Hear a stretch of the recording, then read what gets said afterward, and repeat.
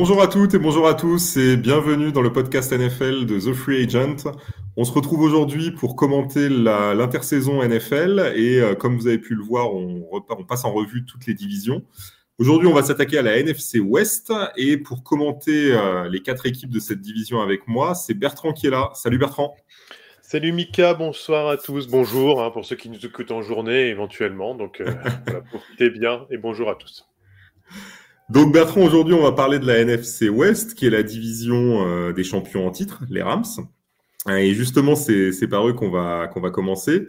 Les Rams, alors, ils ont eu une stratégie en 2021 qui a été payante, qu'on a appelé un peu le all-in, comme au poker, de la franchise, c'est-à-dire faire venir des gros noms comme Von Miller, comme Odell Beckham et Stafford durant la précédente intersaison. Ça a marché, puisqu'ils ont été chercher la bague qui convoitait. Aaron Donald l'a enfin eu. Maintenant, qu'est-ce qu'il faut faire et qu'est-ce que cette équipe va faire, à ton avis, sur cette intersaison, en sachant qu'il y a quand même un nombre de joueurs assez important en fin de contrat, dont Miller et Odell Beckham. Comment tu penses qu'ils vont gérer cette intersaison, les Rams ? Premièrement, il va y avoir, moi je pense qu'il va y avoir le syndrome du champion, c'est-à-dire qu'on est bien placé pour le savoir, on a fait quelques articles là-dessus, il y a la difficulté de ce qu'on appelle le back-to-back, chose qu'ils vont sûrement vouloir essayer d'aller chercher. Ça a même été un peu abordé vis-à-vis du prisme du joueur Aaron Donald sur le fait qu'il serait susceptible de sortir de sa retraite, même si rien n'est officiel. Si l'équipe était conservée. Donc, le problème, c'est comment ils vont faire se passer ce tournant du titre et savoir comment ils vont aborder les choses par rapport à ça. Comme tu l'as dit, il y a déjà principalement quelques éléments. C'est que Von Miller, Odell Beckham Jr., même s'il a sorti d'une blessure assez grave et on ne sait pas comment il va revenir, on va peut-être le développer après. Voilà, c'est des questions à se poser. Il y a aussi Sonny Mitchell qui sera agent libre, Darius Williams, qui a fait une très très bonne saison dans le backfield défensif. Donc voilà, moi je vais commencer par cet élément-là, le syndrome du retour, parce que on sait que quand on gagne un titre, on va au bout d'un effort assez important durant toute une saison. C'est quand même l'accomplissement de beaucoup de sueur, et je dirais comment ils vont aborder les choses et quels sont ceux qui vont vouloir rester ou ceux qui vont répondre aux sirènes de gros contrats. Donc ça va être cet élément-là qui va être un élément déjà clé. Ouais, je suis assez d'accord. Alors déjà, je te rejoins complètement sur le fait le vrai défi de garder une équipe compétitive quand tu veux partir en back-to-back. On l'a vu avec les Bucks, qui avaient vraiment réussi à garder quasiment tous les joueurs, en tout cas tous les joueurs majeurs. Mais au final, ça s'est pas passé comme prévu. Donc même avec le même effectif, ça reste quand même difficile. Là, ce que moi j'attends de voir en fait du côté des Rams, c'est est-ce qu'on va vraiment être dans cette stratégie de conserver le même effectif, c'est-à-dire re-signer avec Miller, tenter de re-signer avec Odell, ou est-ce qu'on va carrément se dire, non, on va plutôt laisser partir et on va aller chercher d'autres joueurs pour prendre le rôle de ces deux-là, parce que ça a été vraiment les deux joueurs majeurs, surtout en playoff. Est-ce qu'on va aller chercher des joueurs pour remplacer ces deux-là et du coup partir sur quelque chose d'un peu différent que ce qu'on a connu là cette année. Donc ça, j'ai du mal à le mesurer. Von Miller, en plus, on commence à dire que les Broncos aimeraient bien le faire revenir. Lui-même a déclaré que de toute façon, il serait un Broncos pour toujours. Donc je serais pas étonné que lui, par exemple, s'en aille et revienne, par exemple, à Denver, par exemple. Oui, on voit que son passage a été dans l'esprit plus business qu'autre chose. Je vais chercher ma bague, Ouais, mais j'ai palmarès, ouais. pas. Il a dit ouvertement, je suis au Rams, mais il l'a pas dit de cette manière-là, mais c'était sous-entendu qu'en fait, je fais le taf, j'apporte quelque chose, j'étoffe mon palmarès, mais mon cœur sera toujours chez les Broncos. Donc c'est vrai que cet élément-là est à prendre en compte déjà. Ouais, c'est clair. Et puis, il y a des joueurs. Alors, je pense qu'un Odell Beckham aussi, c'est quand même bien relancé cette année. Donc, est-ce qu'il va pas être tenté d'aller chercher un autre défi maintenant que la bague est acquise? En plus, on le sait, il y avait vraiment ce truc pour ces joueurs-là d'avoir la bague et de se dire, ça, c'est fait. Et maintenant, on peut peut-être aller faire autre chose, vu qu'on a réussi à être champion au moins une fois. on l'a sur le CV, donc maintenant c'est bon. Donc j'attends de voir. En termes de cap space, c'est vrai que les Rams attaquent l'intersaison à moins 13 millions. Bon, en restructurant les choses, ils arriveront à s'en sortir. Il n'y a pas de souci, je pense. Mais j'attends de voir vraiment ce qu'ils vont faire. Au niveau, en tout cas, des besoins, ce qu'on peut déjà souligner, c'est qu'ils auront certainement besoin d'un tackle gauche, puisque Andrew Whitworth devrait partir en retraite. C'est pas encore officialisé, mais il devrait se retirer, je pense, et aller en retraite. Alors, Whitworth, il a 40 ans, je crois, Bertrand, il me Ouais, semble. c'est ça. C'est ça, en 40-41, même, on est dans sa 41e année, en tout cas. Donc, bon, je pense que maintenant qu'il a été champion, il va certainement aller faire autre chose, peut-être se retirer, à voir. Donc, il faudra probablement un tackle gauche. Et je pense que aussi un point qu'il faudra travailler, c'est la défense, le secondary, puisqu'on l'a vu, Jalen Ramsey a été absent pas mal de temps cette année. Ça les a un peu pénalisés, mais ça leur a quand même permis d'être champions. Mais je pense qu'aller chercher un cornerback, ça pourrait être aussi une bonne solution pour eux. Alors là, au niveau de l'équipe, moi, ce que je vois également, et tous ces éléments-là sont totalement vrais et plausibles dans le scénario à venir, mais ce que je vois aussi, ce qui m'inquiète un petit peu plus, c'est l'attitude des joueurs en sortie du titre, et donc Andrew Whitworth, enfin, son départ, bon, qui est inéluctable par rapport à son âge, on n'est pas trop surpris, mais C'est clair. c'est Aaron Donald, bon, bah, je vais prendre ma retraite, c'est Von Miller, je suis un Broncos, mais voilà, Odell Beckham, qui, bon, est sur sa dernière année de contrat. Par le biais de l'arrêt de Andrew Whitworth, une ligne offensive qui va être quand même dépeuplée. On ne va pas dire qu'on peut compter sur Rob Havenstein pour dire de protéger correctement Matthew Stafford. Il a quand même été très souvent en difficulté cette année. Donc on sait très bien que si un élément, une partie de l'équipe, surtout on va dire si on prend les deux escouades, par exemple l'attaque est beaucoup plus faible à un moment donné, les joueurs inévitablement, pour ceux qui veulent re-signer, rester, venir. Bon, la draft, ils sont un tant soit peu obligés, on va dire.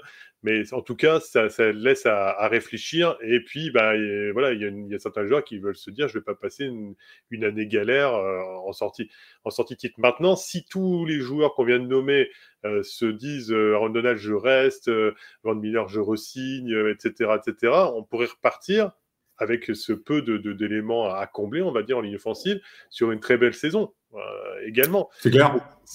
C'est vraiment une grosse incertitude là-dessus. Et c'est pour ça que d'ailleurs, les Rams, je trouve, par rapport à un champion en titre pour l'année suivante, revient avec plus d'incertitude par rapport à d'autres champions qui, on sait, qui sont revenus l'année suivante. En disant, la base est déjà là, il y a juste un ou deux éléments à contourner. Et c'est un peu le piège du système du general manager qui a voulu tout faire sur entre guillemets, ne pas bâtir sur la draft, mais bâtir sur faire venir des joueurs et peut-être perdre des tours de draft, c'est qu'à un moment donné, c'est à sa limite aussi. C'est-à-dire que après, il faut avoir la chance que tout le monde dise oui pour retourner au charbon l'année suivante. Donc voilà, c'est vraiment le gros point, en tout cas pour les Rams cette année. Et justement, concernant la draft, on ne l'a pas mentionné, mais les Rams n'auront pas de premier tour et ni de deuxième tour. En fait, ils entreront dans la draft qu'au troisième tour, grâce à un choix de compensation qu'ils avaient récupéré. Donc, évidemment, la draft, elle va plutôt amener des joueurs de complément, je pense, plutôt qu'autre chose, à moins qu'évidemment, ils trouvent la perle rare au troisième ou quatrième tour. Mais à mon avis, ce sera plutôt des joueurs de complément dans cet effectif, donc pas forcément des joueurs de premier plan, en tout cas, ou qu'on n'attend pas, en tout cas, comme des joueurs de premier plan. Oui, c'est vrai. Et puis, je voulais juste faire un petit aparté pour ceux qui nous écoutent et qui peut-être découvrent aussi certains aspects des contrats, etc., qu'on parle peut-être pas souvent durant l'année. C'est que quand on parle de restructuration, ce qu'il faut savoir, c'est que les joueurs ont des salaires qui peuvent parfois être importants et donc les franchises transforment, on va dire, les salaires sur encore 2 ou 3 ans en prime bonus à la signature. Donc, si les gens peuvent voir ça, c'est le fait qu'ils vont étaler en fait une partie du salaire sur ces 2 ou 3 ans en les donnant, je veux dire, s'il y avait 9 millions, en mettant sur les 3 ans 3 millions, 3 millions et 3 millions, ce qui permet de libérer du cap space. Donc, c'est pour ça qu'on voit souvent des articles avec restructuration de contrat ou autre, et ce qui permet d'alléger la masse salariale pour pouvoir recruter durant l'année. Voilà. Alors après, tout à fait, et il y a même des franchises qui re-signent des contrats avec les joueurs, avec même une partie du contrat qui s'étend après que le joueur, par exemple, prenne sa retraite ou ce genre de choses. Donc, il continue à l'avoir dans la masse salariale, même sur des années après, ça peut arriver. Voilà. Alors après, est-ce que les équipes préfèrent couper, arrêter des contrats et se dire même avoir ce qu'on appelle le dead money, donc on dire de l'argent mort, c'est-à-dire qui va être impacté sur le masse salarial tout de suite, ou préfèrent à ce moment-là se gagner du temps, pouvoir recruter, et puis à ce moment-là, bah, même si ça coupe, cet argent-là, de toute façon, ils le devront à un moment donné. C'est tout dépend la tactique qui sera mise en place par rapport à la franchise et ses besoins durant l'année. Donc c'est un peu ça C'est en règle générale. exactement, ouais, c'est Ouais. exactement ça. On va passer à la deuxième équipe de cette NFC West, Bertrand. Les Cardinals, alors équipe qui nous a un petit peu déçus, même si on les a jamais non plus classés tout en haut de nos espoirs en 2021. Ils avaient démarré très fort, les Cardinals. Et puis bon, ça s'est essoufflé sur la deuxième partie de saison. Et ils ont finalement pas tenu leur rang ensuite. Donc, les Cardinals, ils affrontent l'intersaison avec un cap space positif. Ils sont en gros plus 3 millions. Et puis, bon, ils vont retravailler certains contrats. Donc, ça va leur dégager un peu de masse salariale. Ils ont par contre beaucoup d'argent libre. En particulier un qui est Chandler Jones, qui va être agent libre. Mais ils ont aussi Zach Ertz, ils ont AJ Green, ils ont James Conner, le running back. Ils ont Chase Edmonds, lui aussi running back. Donc, ça fait quand même pas mal de monde. Comment, selon toi, ils vont travailler ça et agir sur cette intersaison? Et surtout, à ton avis, qu'est-ce qu'ils doivent apporter dans cet effectif pour donner, entre guillemets, enfin à Kyler Murray les possibilités d'aller jouer les playoffs et de devenir un contender pour un futur Super Bowl? Alors, chez les Cardinals, il y a une chose qui est importante, c'est aussi déjà l'état d'esprit de Kyler Murray en soi. Parce Ouais. qu'on sait il a eu quelques tweets effacés, où il a effacé ses comptes Cardinals, il les a remis.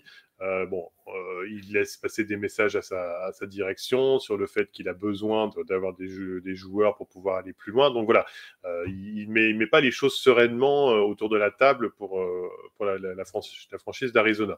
Donc ça, c'est déjà un premier point en soi. Admettons que de toute façon, pas les choses changer par rapport à lui, mais admettons que donc la saison se fasse avec Kyler Murray, il est certain que il va y avoir quand même une grosse difficulté à pouvoir garder tout le monde. Et puis, on arrive justement à ce poste de running back qui a quand même été tenu la plupart du temps correctement par James Conner.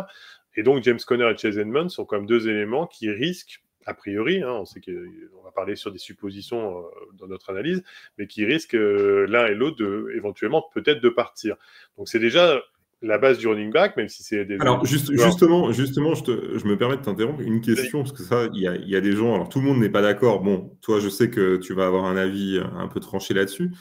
Euh, Certains disent, il faut des fois filer un gros contrat à un running back. D'autres disent, de toute façon, des running backs, on en trouve toujours.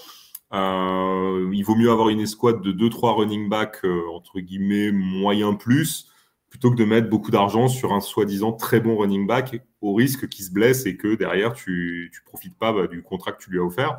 Selon toi, tu penses que les Cardinals devraient plutôt partir dans quelle direction? Aller chercher plutôt des running backs à la draft et à la free agency ou filer un contrat à Conner au risque que dans un an ou 2 ans, tu aies une blessure et tu lui as fait tout ça pour pas grand-chose. Bon, tu connais bien mon point de vue et je pense que je vais pas te surprendre. Globalement, moi, filer un contrat important à James Conner, c'est pas la meilleure idée qu'il soit, parce que, comme je dis, on peut toujours avoir, que ce soit à la draft ou dans les tours suivants, de très bons running backs, ou alors dans les running backs qui est là à l'heure actuelle. On voit, alors bien sûr, c'était un petit jeune, hein, mais Stevenson chez les Patriots, qui a fait une Ouais, admirable saison. De toute façon, très le très running bon. back, il faut être clair, il est dépendant aussi de sa ligne offensive qui va lui ouvrir les brèches. Voilà, parce qu'au final, Oui, oui, il peut oui. gagner les yards suffisants. S'il n'a pas la ligne offensive qui lui ouvre les brèches pour repousser ce qu'il y a en défense, de toute façon, il ne fera pas une saison mirifique, même s'il a du talent. Oui, oui, c'est clair. Bon. C'est clair. Donc, je pense qu'à mon avis, il ne faut pas s'acharner foncièrement à vouloir garder James Conner et Chase Edmonds pour émettre énormément d'argent sur eux. Là où je pointerai le doigt, ce serait plus quand même dans l'esprit, même s'il y a du talent, Là, je penserais plutôt à la structure de l'équipe et comment Kingsbury, on va dire, va apporter plus de sérénité à cette franchise et ne pas se déliter sur des matchs où ils vont prendre une grande avance et puis tout perdre d'un coup. Voilà, c'est plutôt trouver, je sais pas, ou un coach psychologique, on va dire, pour cette escouade, pour dire, bah voilà, il faut aborder les choses de cette manière-là, parce que le talent, ils l'ont, mais il y a une faille psychologique qui se trouve quelque part durant la saison, et surtout, si on a déjà cette faille psychologique en saison régulière, sur des matchs de saison régulière, qu'est-ce que ça sera en play-off également Oui, c'est à clair. un moment donné. Donc je pense que Clair. c'est là-dessus qu'ils ont à jouer, en tout cas, déjà d'un premier point de vue. Oui, c'est clair. Et de toute façon, oui, je pense que ça, c'est un point. Étonnamment, ils ont quand même des joueurs d'expérience parce qu'ils ont été chercher J.J. Watt justement cette année. Ils avaient récupéré aussi DeAndre Hopkins, qui est l'un des meilleurs, si ce n'est le meilleur receveur de la ligue quand il est en pleine forme. Donc, il y a quand même du monde, je trouve. Je pense qu'il faudra faire attention aussi du côté du jeu de passe parce que AJ Green, Christian Kirk, Zach Ertz sont en fin de contrat. Donc, ça fait quand même 3 titulaires au poste de receveur ou tight end. Et ça, je pense que c'est quelque chose où il va falloir vraiment trouver des joueurs pour venir compléter les squads de receveurs, pas laisser Hopkins tout seul. Maintenant, je suis assez d'accord avec toi. Le côté psychologique, c'est un point à travailler, à mon avis, chez eux.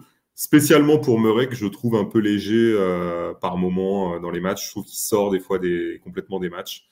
Et il est censé être le leader quand même offensif de cette équipe. Donc, c'est lui justement qui doit porter ça. Et je trouve que c'est pas forcément le cas ces derniers temps. D'ailleurs, alors du coup, je suis en train de regarder ce qu'avait fait Damien sur la mock draft, puisqu'il faut savoir que les Cardinals ont tout leur tour de draft. Et ils entreront donc avec le 23e choix sur cette draft. Damien a mis un pass rusher justement dans le choix des Cardinals avec Jermaine Johnson.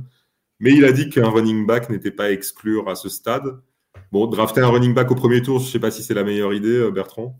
Non, on a vu l'expérience Saquon Barkley. Aller prendre un running back dans les sphères les plus hautes ou pour les tours les plus hauts, on le sait, c'est pas que l'expérience Saquon Barkley. Hein, il y a eu d'autres cas dans l'histoire de la draft. Donc, je pense que les franchises, si elles n'ont pas compris, elles devraient quand même s'inspirer du fait de faire dans une ligue qui est très statistique, justement de voir quels sont les running backs qui ont le mieux réussi ou pas. Donc non, dans les tours suivants, ce serait quand même le plus judicieux d'aller chercher éventuellement un joueur, mais par la suite en tout cas. Ouais, je suis assez d'accord. D'ailleurs, je regardais certaines mock drafts où il donnait plutôt un running back aux Cardinals au 2e voire 3e tour, en fait. Ce qui serait, à mon avis, plus cohérent, carrément plus cohérent. Alors après, si je suis plus factuel sur l'équipe, là où j'ai parlé d'un point de vue psychologique, mais si je suis plus factuel, ce serait plus sur, vraiment, quand là on va parler des éléments manquants, effectivement, sur tout ce qui est le backfield défensif, au niveau des cornerbacks et des safety. Globalement, comme tu l'as très bien mis dans l'article, on a Charvarius Ward qui pourrait être au moins un apport intéressant pour cette équipe, mais il est certain que le seul Byron Murphy, on va dire, dans toute cette escouade, ne peut pas tenir l'ensemble de l'équipe, même s'il y avait également des joueurs comme Buda Baker, où on sait qu'il a quand même fait de super... Isaiah Simons aussi. Voilà. Je pense qu'en fait, il y a un trop grand écart entre de très bons joueurs à leur poste et d'autres qui sont vraiment, à mon avis, il n'y a pas d'équilibre. C'est soit très bon, soit entre guillemets très mauvais. Donc il faudrait trouver un certain équilibre pour éviter que les équipes ne ciblent que les très mauvais et puis qu'ils évitent de prendre trop de yards également lors des confrontations. Donc ça sera à voir aussi. Puis voir aussi pour J.J. Watt si la vieillesse ne se fait pas sentir non plus. Hein. Je suis malheureux de le dire comme ça, mais à un moment donné, le corps commence à lâcher. Et ici, il ne faudra pas se tourner également sur la ligne défensive, la première ligne, pour voir s'il n'y a pas des éléments à apporter. Ouais, entièrement d'accord avec toi. On va passer à la 3e équipe de cette division qui a été une belle surprise d'ailleurs une fois arrivé en play-off. Alors, moins pour moi parce qu'ils ont éliminé les Packers. C'est San Francisco, les 49ers.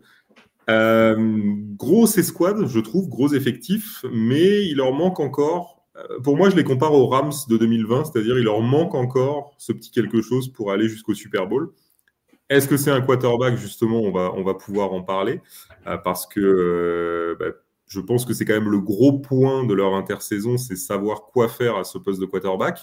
Ils ont Jimmy Garoppolo, mais qui est plutôt donné en partance.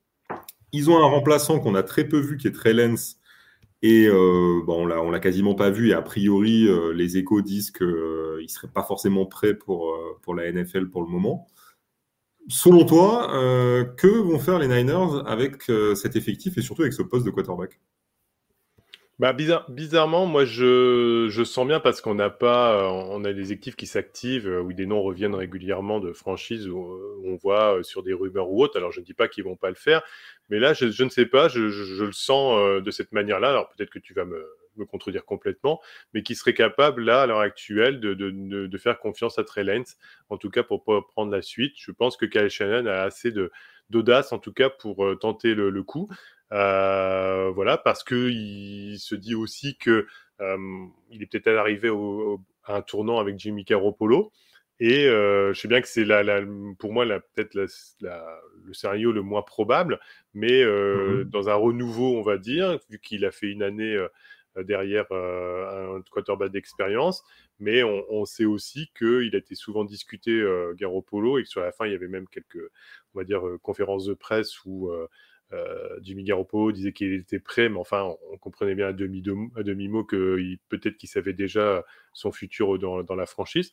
Et il me semble qu'ils sont capables de lancer Trey Lance pour pouvoir porter l'équipe. Alors, c'est un gros risque, mais ce n'est que mon avis pour le moment. Ouais, alors j'ai du mal à me faire une idée là-dessus. C'est vrai que Trey Lance, on l'a quasiment pas vu de toute façon cette saison. On lit plein de choses sur Trey Lance. Effectivement, on lit que peut-être il sera lancé. J'ai aussi vu des commentaires de joueurs, d'anciens joueurs comme Joe Montana qui étaient plutôt pas rassurants concernant le niveau de Trey Lance, en tout cas à l'heure actuelle, et surtout son niveau de préparation pour aller dans une ligue comme la NFL. Donc voilà, c'est un peu bizarre. Moi, à une époque, tu vois, il y a allez, un mois et demi de ça, j'aurais pensé qu'ils tenteraient le tout pour le tout avec un Aaron Rodgers. Je me disais, ils vont aller chercher Rodgers. Rodgers, c'est de Californie. Ils vont donner Garoppolo, ils vont donner des tours de draft, peut-être même un autre joueur pour faire venir Rodgers. Bizarrement, c'est pas le cas. A priori, Rodgers va rester du côté des Packers. Mais surtout, je les vois pas trop s'activer pour le moment. Même sur un Russell Wilson, on n'entend pas encore grand chose. Donc, je suis assez d'accord avec toi. Il pourrait effectivement se diriger vers Trey Lance s'ils y croient et ça pourrait être la solution. Pour rappel, Garoppolo, je regardais son contrat. Donc, c'est sa dernière année de contrat avec les 49ers 2022. Et s'il était coupé ou tradé avant le 16 mars, donc et la free agency, les Niners économiseraient à peu près 25 millions de masse salariale en fait. D'accord. Ouais. Donc, ils économiseraient 18 millions tout de suite et ensuite 7 millions et demi quand ils rejoindraient une autre franchise. Donc, c'est quand même conséquent parce que tu peux faire venir du monde avec ça. C'est aussi un point.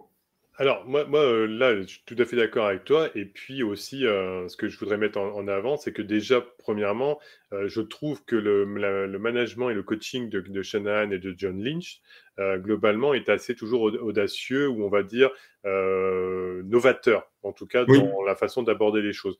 Donc, moi, c'est pour ça que ça me fait pas peur que je pense qu'ils puissent lancer Trey Lance. Pourquoi? Parce qu'en plus, ils ont un jeu qui est porté sur le fait que c'est pas, on va dire, les exploits du quarterback sur une passe de 60 yards qui fait la différence, on va dire. Donc, on a un jeu qui implique complètement l'ensemble de l'équipe sur un jeu de course semi-hybride entre wide receiver et running back pour Deebo Samuel et ouais. Elijah Mitchell et imaginons Raheem Mostert qui a, je crois, dans un article, a dit qu'il revenait à 100% et que globalement, il pourrait repartir et que même les Niners seraient capables de lui faire confiance. Donc, cet effectif et cette façon de jouer, si en plus il garde Trent Williams, qui est quand même un élément très important de l'équipe. Oui, c'est un excellent joueur. Voilà, donc il pourrait justement avoir l'audace de faire ça. Alors après, Russell Wilson, je pense pas que les Seahawks le laisseront partir chez un rival de division concurrent direct. Ça m'étonnerait. Ça m'étonnerait. Et puis, je vois pas, vu la façon de jouer, que la franchise intègre un joueur plus âgé, même avec tout le talent du monde qu'il peut avoir, comme Rodgers, pour la simple et bonne raison de leur façon de jouer, en tout cas. Oui, je suis assez d'accord avec toi, effectivement. Ouais. Concernant les agents libres, du coup, je regardais, ils ont quelques agents libres, mais il n'y a pas de joueurs majeurs. Je dirais que le plus majeur, c'est Jason Verrett, peut-être, mais globalement, il y a pas de joueurs stratégiques dans les agents libres. Ils pourront trouver d'autres joueurs sur la free agency du même calibre. Donc ça, c'est déjà aussi un point. Mais côté défensif, je dirais qu'il faudra certainement renforcer le poste de cornerback parce que c'est là où il y a le moins de joueurs brillants, on va dire, dans cet effectif. C'est vrai que quand tu regardes la défense, les linebackers, de toute façon, Fred Warner, il fait tout seul, il n'y a pas de problème. Ouais, c'est clair. Et sur la ligne défensive, tu as Arik Armstead et tu as Nick Bosa déjà et Javon Kinlaw. Donc c'est vrai que tu peux renforcer, hein, mais tu as déjà du beau monde. Mais je pense que sur ce secondary, oui, le poste de cornerback pourrait être travaillé. Et surtout si Verrett s'en va, je pense qu'il faudra ajouter du talent.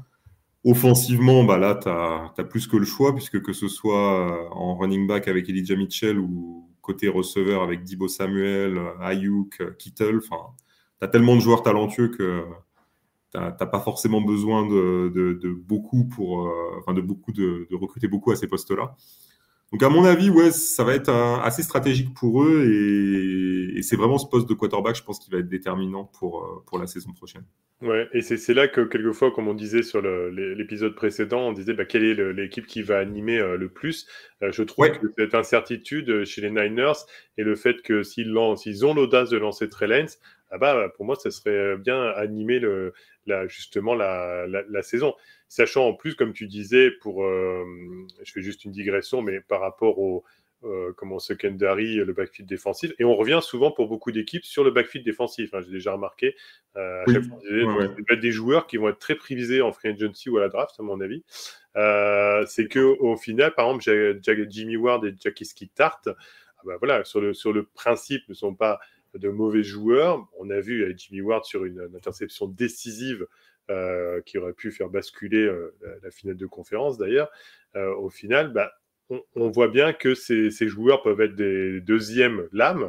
Il faudra voir comment ça pourrait se passer, mais ils ont besoin d'avoir un joueur titulaire, on va dire, ou tout du moins, on sait, avec pétri de talent, à ce poste pour pouvoir aller plus loin. Ça, c'est sûr et certain. Ouais, c'est clair. Ça, c'est clair. Il faudra voir. Les Niners ont la chance je dirais, d'être dans peu d'incertitudes. Il y a des renforts à apporter, mais s'ils managent bien les choses, ils peuvent encore faire une très belle saison l'année prochaine et puis être premier de division NFC West, à mon avis. Ouais, je suis d'accord. Je pense pas qu'ils termineront troisième comme cette année. Ça m'étonnerait aussi. Ouais. Ça m'étonnerait. Dernière équipe, Bertrand, on vient d'en parler parce qu'on a parlé de Russell Wilson, les Seahawks de Seattle. Alors, du côté des Seahawks, on a eu une saison catastrophique parce que déjà Russell Wilson a été blessé, mais en plus, le niveau de jeu était vraiment pas au rendez-vous. Et je dirais des deux côtés du terrain, parce que même offensivement, ça n'a pas été exceptionnel. Donc là, il y a plusieurs choses pour moi qui sont décisives pour eux. La première, c'est effectivement Russell Wilson. Est-ce qu'il va rester ou non? Il lui reste 2 ans de contrat du côté de Seattle, donc, mais on parle de lui sur le départ. Donc, est-ce qu'il partira ou pas? A priori, les Seahawks ne sont pas trop enclins à le laisser partir, mais lui, il voudrait peut-être aller voir autre chose. On a une masse salariale et un cap space où on est très confortable du côté de Seattle avec plus de 35 millions. Et si Russell Wilson partait, alors là, on aurait vraiment de quoi faire. Mais par contre, on a l'une des pires défenses de la ligue, la 5e pire défense en yards concédés et 2e pire défense en yards à la passe. Donc, Vraiment une défense catastrophique. Que va faire Seattle à ton avis? Est-ce que vraiment ils ont des options de recréer une équipe compétitive rapidement autour de Wilson s'il reste? Alors, les Seahawks, le problème, c'est qu'il y a un problème structurel de franchise. C'est indéniable. Là, il y a quelque chose qui ne va pas quand même, au final, surtout sur les choix de ces dernières années, où, comme une autre émission qu'on fera plus tard, mais globalement, on a de nouveau une équipe qui n'est pas bonne du tout en ligne offensive, hein, on va être très clair. D'ailleurs, Dwayne Brown est un agent libre, mais je ne pense pas qu'il va être courtisé au point d'être une grosse perte pour la franchise. Et au final, c'est là que le bas blesse, c'est-à-dire que on en arrive à un Russell Wilson qui peut être usé mentalement de devoir courir pour sauver sa peau à chaque match, que ce soit n'importe quel match de toute façon. Et au final, pour moi, là, la situation de Russell Wilson, c'est du 50-50. Pour moi, il y a 50% de chances qu'il reste, mais 50% de chances qu'il parte.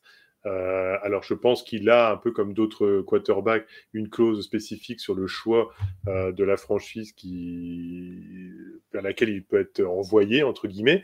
Donc ça sera à voir aussi, hein, si bien sûr il a des exigences très bien spécifiques.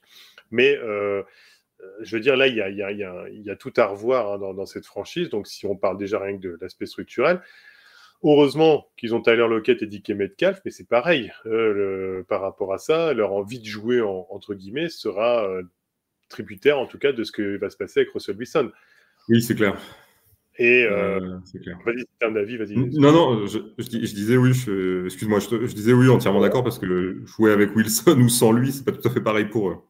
Oui, c'est sûr. Et puis alors là, après, tu as soulevé le gros point qui fait peur, hein, c'est qu'en fait, sur les 11 défenseurs, il n'y a que Bobby Wagner. Enfin, voilà, je ne veux pas être méchant, mais on en est presque là. Hein. C'est Jamal Adams, c'est l'ombre de lui-même par rapport même à ses déclarations, ou entre guillemets, ce qu'il pouvait montrer sur le terrain en faisant le coq et en disant qu'il était le meilleur du monde. Bon, aujourd'hui, il en est loin.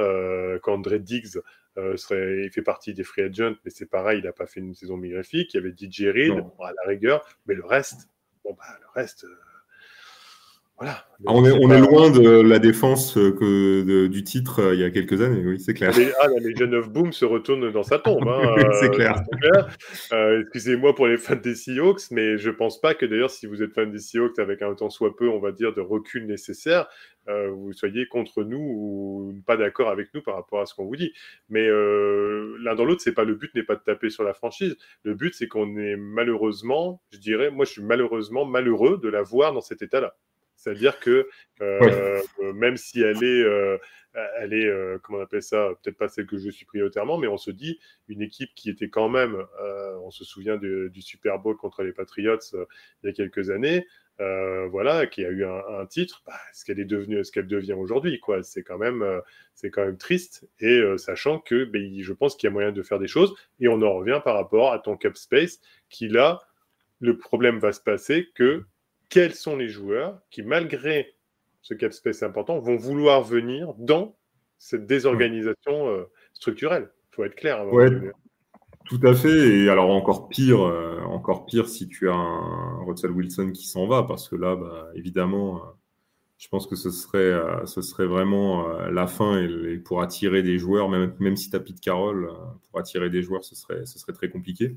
Donc, ça me paraît vraiment une situation difficile pour les Seahawks, d'autant plus difficile qu'ils sont dans une division qui est très compétitive, avec les Niners, avec les Cardinals, avec les Rams. Et donc, les voir remonter dans cette division, à mon avis, ça ne va pas être de sitôt. Et je pense qu'ils vont passer à un moment donné par une reconstruction. Alors, c'est une reconstruction un peu bizarre parce que tu as quand même DK Metcalf qui est un joueur encore jeune, Tyler Lockett aussi. Donc, c'est vrai que c'est un peu une situation, je trouve, bizarre de leur côté, et où tu ne sais pas vraiment comment te positionner. Tu parlais de Bobby Wagner. Bobby Wagner, il va avoir 32 ans cette année. Oui, en plus, voilà. Donc, tu vois, on arrive au bout, quoi. Lui et Russell Wilson, c'est les rares joueurs qui font encore partie de l'équipe qui a été championne il y a quelques années de ça. Donc, on a vraiment cette sensation de fin de cycle, et je parle même pas de l'entraîneur qui pourrait aussi partir à un moment donné. Pour moi, c'est l'élément clé. Hein. Il est temps de changer. C'est malheureux à dire, mais il est temps de changer. Un Belichick, il n'y en a pas 50, malheureusement. Et je pense que le discours de Pete Carroll a fait ses preuves, mais est en train de se déliter progressivement. Et là, ça ne passe plus. Et je pense qu'il est temps même pour aller, tant pis, hein, quitte à faire un reset, mais pour Seattle, de passer à autre chose. Hein. C'est tout. Hein. Il va y avoir des années de vaches maigres. Il y a d'autres franchises qui les ont. J'en connais bien une pour le savoir. Donc, voilà. Mais peut-être qu'il est temps de passer à autre chose pour cette franchise. Je suis assez d'accord et je pense que c'est peut-être le bon moment. On a une draft cette année qui est pauvre en quarterback, mais l'année prochaine, normalement, on est censé avoir justement des quarterbacks intéressants. Donc, c'est peut-être la bonne année pour la transition. Laisser partir Wilson, commencer à se préparer à l'année prochaine. Et justement, avec alors peut-être que Wilson partira, peut-être que Bobby Wagner aussi, mais voilà, libérer du cap space, se préparer à aller chercher un quarterback à la prochaine draft et peut-être justement en tradant pour récupérer un choix plus haut dans la prochaine draft et reconstruire. Je suis avec un nouveau coach aussi. Je suis assez d'accord avec toi. Je pense que c'est peut-être la bonne direction. Et pour finir là-dessus, c'est d'ailleurs là qu'on va voir par rapport au staff, au board, au management, c'est pas quand les choses vont bien qu'on attend après eux. C'est justement quand les choses vont mal et sur la reconstruction. Soit effectivement ils arrivent à se dire bon bah je vais m'excuser du terme, mais on est un peu à côté de nos pompes et il est temps de passer à autre chose et en tout cas de relancer la franchise. Ou alors ça peut être une période de 10-15 ans de disette, hein, si on fait toujours les mauvais choix. Même si c'est mal géré, voilà. Ouais. On connaît des franchises spécialistes de ça en NFL. Hein, donc, tout à fait, ça c'est sûr. C'est clair. Donc, en plus, je suis en train de dire ça et j'ai en même temps la mock draft qu'on a faite avec le nom des Lions devant moi, donc c'était vraiment pas... C'est ça. C'est-à-dire qu'on a des équipes aujourd'hui, telles les Lions, malheureusement, qui continuent année après année. Et il n'est pas dit que d'aller chercher une grosse star, de la faire venir, de mélanger avec un peu de jeunes, enfin, faire un peu n'importe quoi et partir dans tous les sens, ça n'a jamais apporté grand-chose. Donc là, c'est à Seattle de trouver les bons remèdes. Et je dis, c'est quand même bien triste de voir cette franchise au fond du seau de cette manière-là. Oui, c'est clair. Non, c'est clair. Et en plus, des Seahawks, je rappelle qu'ils n'auront pas de premier tour, pas de choix au premier tour de la draft. En plus. Ils arriveront qu'au deuxième tour. Donc, c'est peut-être effectivement le moment de partir sur un reset et de commencer à reconstruire avec d'autres joueurs, un autre coach et surtout un autre quarterback peut-être l'année prochaine. Entièrement d'accord. Merci Bertrand. Merci pour ces analyses. On est arrivé au bout de notre podcast. Merci à toi et merci aussi à tous nos auditeurs. On se retrouve, comme vous le savez, très régulièrement dans nos émissions et vous retrouvez aussi toutes nos analyses écrites sur ces différentes divisions NFL. Donc, on en a déjà publié une partie, on continuera à publier toute la semaine. Donc, n'hésitez pas à aller les lire. Bertrand, on se retrouvera pour les autres analyses pour les prochains podcasts. Je te remercie et je vous souhaite à tous une bonne journée. Et bonne journée, une bonne soirée. À bientôt. À bientôt.